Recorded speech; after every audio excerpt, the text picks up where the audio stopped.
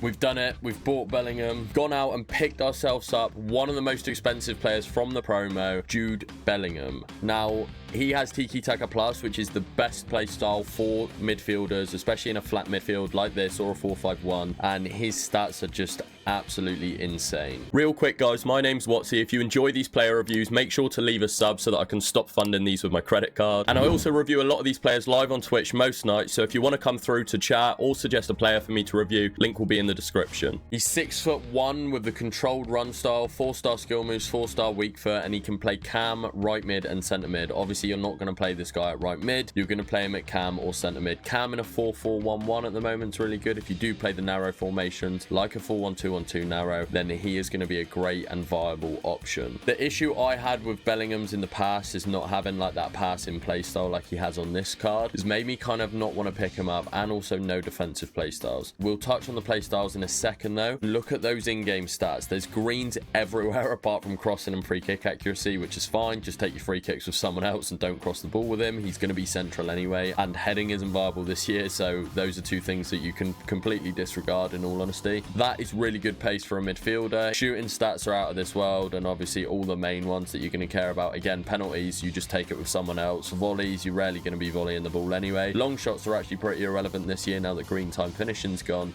but shot power, attack positioning, and finishing all being that high are great. Obviously the passing stats are unbelievable as well, except the ones we've highlighted. Dribbling, really good on this card, especially for a bigger player. And then obviously you've got defending and physical stats are amazing. Defending is ample. He's got really high interceptions. That's the one that I mainly look at for my flat center mids, and obviously it's a game of play style, so we'll talk about these now. Low driven, obviously if you get in and around the box, do a low driven shot with him. He's also got game changer, so he can Travella it. If you hold L2 and double tap your shoot button, it will just increase the accuracy of it, because he'll do a Travella low driven. If you've ever played with Pina, you'll have seen her do them. They always fly in the bottom corner, so something to take note of, because it's going to increase your chances of scoring. He's got Tiki Taka Plus, again obviously unreal for a flat center mid. Incisive pass, so he's going to be able to play those through balls with a high degree of accuracy as well. And he's also got inventive, so outside of the foot passing, less important than the others, but it's still better to have it than not, I guess. Slide tackle, you won't really be slide tackling with your midfield. If you do, he's going to be out of position temporarily and you leave yourself exposed and open to attack. You'd rather that be anticipate, but in all honesty, you want it to be intercepting the midfield. He does have good intercepting stats though, and I've used his base card, who was weirdly good at interceptions as well, so I'm hoping this one's going to be even better. He's also got first touch and the technical dribble, so he's going to be unreal with the ball. He's going to pick it up, good first touches, glide through defenses. I'm hoping his ball carrying is going to be what sets him apart from other centre mids. And then he's also got relentless, so you're not going to have to worry about his stamina draining, especially when you pair this with his 96 stamina. Looking at the player roles, I'd really want this one to have box to box. I think that would be what's best for him. Half winger is really bad, you don't want to be using that. Playmaker plus, obviously that's good if you are playing him as playmaker,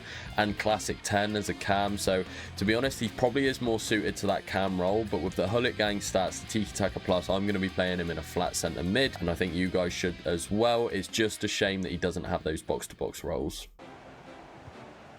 Bellingham, no in set play style, but he's got really good stats. And he has options available. Intelligent defending. This Bellingham is a freak. And possession changing hands. And pressing Oh, Bellingham. What? And support available to that piece of defending. He's everywhere. Oh, that's been won really smartly. Now a sense that something could happen from this. Yes, what a goal, Bellingham. Advanced roulette. Great positioning, good finish. He's got the low driven silver. Not so much given away as cleverly won. It's so good. Here, a chance to attack. That might have ended up being better than it has. Still going, the ref letting them play. Gets past really nicely. And still allowed to run on here. Oh, I should be going on to score. Bellingham intercepting again. And we're back underway at 1-0. Lovely from Jude. Oh, the issue is with him, he's got like, his dribbling's a little bit too lanky, so sometimes the touches just get away from him. Great win from Jude. Can he shrug him off? Yes, twice. Doesn't get tackled. Tiki-taka pass. Oh, I don't believe it. A sensational challenge. Wins the ball back and scores from it. That's what's impressing me the most about this card at the moment, his ball winning ability. He doesn't have intercept. He doesn't have any of the defensive play styles. And he just wins the ball back so much and can carry it forward and score. It's a fast-paced, entertaining match. The whistle. Oh, might be. Bang, and there we go. Jude Bellingham, instant impact in this game.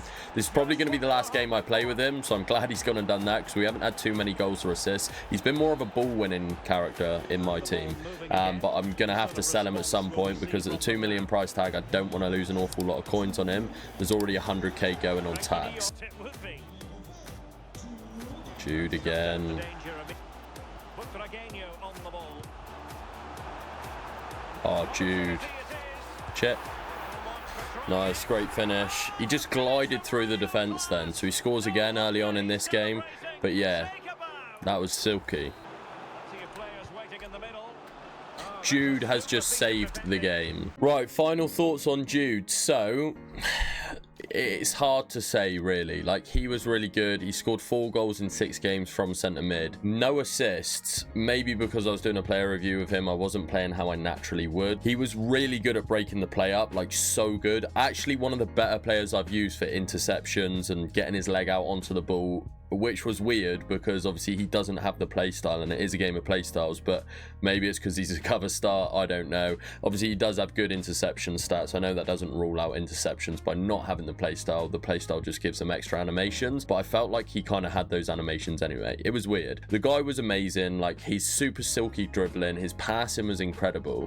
To be honest, I should have had more assists, but there was a couple of times where I fluffed my lines for on goal, or where, you know, I had a bit of the game not going my way, and a couple chances that I just scuffed or panicked or wasn't composed enough to score from. So I would take that with a pinch of salt. And look, if you was playing this guy at cam with his tiki-taka and his incisive pass as a silver play style, you know, you'd get a whole bunch of assists as well as goals, I'm sure of it. But moving towards the end of my foot champs is a bit harder to do a review on a player just because obviously the threshold goes up. It's a bit more competitive. You don't really get the space to actually properly try using a player. You've just got to play your game, hope for the best, and, you know, hopefully we've got enough clips in here to make a complete judgment on what he's like as a player from an outside perspective. But yeah, really good. Is he worth the coins? Look, if you're balling on the game and you want to try someone fun, he's an absolutely incredible player, but no, he's not worth the coins. You know, after playing this weekend league, I've just realized all you need is Bonmati, Pateus, and someone in the middle holding of a 4-5-1 with Pina up top, and you're set. You really do not need to spend money on cards on this game, not yet anyway. Probably best just save for team of the year.